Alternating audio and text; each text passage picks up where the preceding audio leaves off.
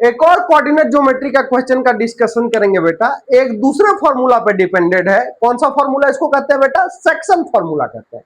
कहता क्या है, और सेक्शन फॉर्मूला का यूज कैसे करते हैं? चलो पहले थोड़ा सा सेक्शन फॉर्मूला का डिस्कशन करते हैं। क्या है सेक्शन फॉर्मूला बेटा? कहता है कि यदि कार्टेशियन प्लेन में दो पॉइंट हो और वो दोनों पॉइंट मिलके एक लाइन बनाते हो, जैसे सपोज करो ए और बी एक पॉइंट है, इसका कोऑर्डिनेट मान लो x1 y1 है और इसका कोऑर्डिनेट मान लो x2 y2। क्लियर है? अब मान लो कि C एक पॉइंट है बेटा जो क्या करता है, इस लाइन सेगमेंट को डिवाइड करता है। क्लियर है? डिवाइड कैसे करता है बेटा? m और n के रेशियो में डिवाइड करता है। क्लियर है? तो C पॉइंट का जो कोऑर्डिनेट होगा बेटा xy, वो निकालने के लिए हम लोग एक फॉर्मूला यूज करते हैं जिसको हम लोग सेक्शन फॉर्मूला के नाम से जानते हैं।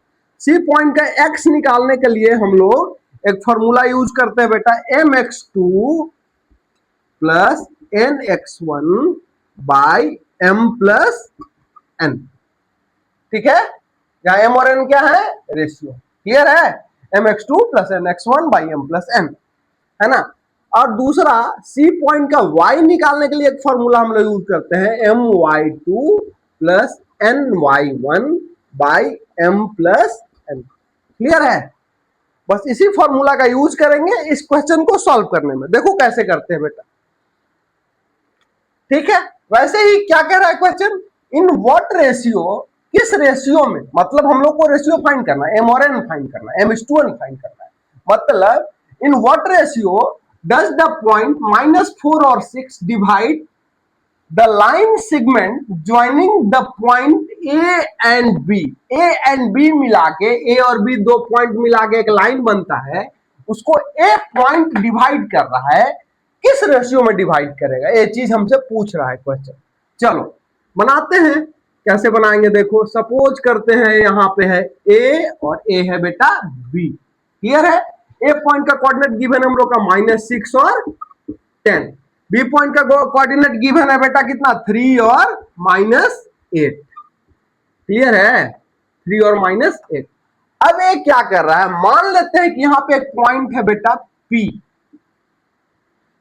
P पॉइंट है, P पॉइंट कर रहा है इन दोनों को डिवाइड किस रेशियो में बेटा? m और n के रेशियो में डिवाइड कर रहा है। इस पॉइंट का कोऑर्डिनेट हम लोग को गिवन है। कौन सा कोऑर्डिनेट है भैया? -4 और 6। क्लियर है? -4 और 6। समझो बात। अब समझो बेटा, अकॉर्डिंग टू दिस इस सिचुएशन को समझो और इस सिचुएशन को लगाएंगे। कैसे लगाएंगे बेटा? मान लेते हैं P पॉइंट का x निकालना है। तो x क्या है हम लोग का? -4 है ना? -4 और क्या है? -4 और 6 है बेटा। अच्छे से लिखते हैं देखो, -4 और 6। ठीक है? अब कहता है कि मान लो इस सेक्शन फॉर्मूला का यूज करते हैं, तो P का x कोऑर्डिनेट निकालने के लिए कौन सा, कैसे लगेगा बेटा? P का यदि हम लोग x कोऑर्डिनेट, मतलब x कोऑर्डिनेट क्या है? -4 है बेटू। क्लियर है? इज इक्वल टू mx2 करते हैं, मतलब m इंटू x2, मतलब m इंटू 3 प्लस क्या? mx2 plus nx1। यही करता था ना? फॉर्मूला है nx1। nx1 कितना है? -6, मतलब n इंटू -6। क्लियर है?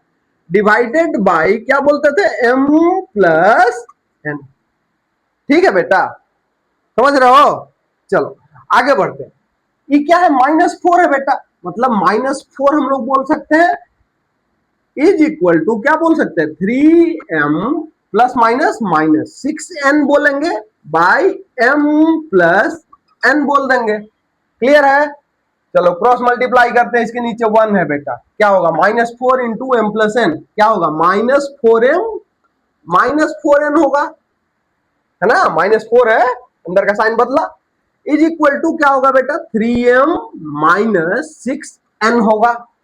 ठीक है? m को एक तरफ लाओ, n को एक तरफ भेजो, मतलब क्या लिख सकते हैं? -4m माइनस कितना, इधर आएगा माइनस होगा 3m इज इक्वल टू कितना बेटा? -6n, इसको उधर भेजेगा, प्लस कितना?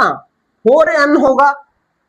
इसमें क्या मिलेगा बेटा बताओ? -7m मिला और इधर क्या मिला बेटा? 2n मिला, दोनों तरफ माइनस था गया, हाँ m बाई n करना है, मतलब n को नीचे लाते तो 7 उधर जाएगा, मतलब क्या लिख सकते हैं इसको बताओ, m by n is equal to क्या लिख सकते हैं, n को इधर ला मतलब 7 उधर जाएगा, मतलब 2/7 लिख सकते हैं।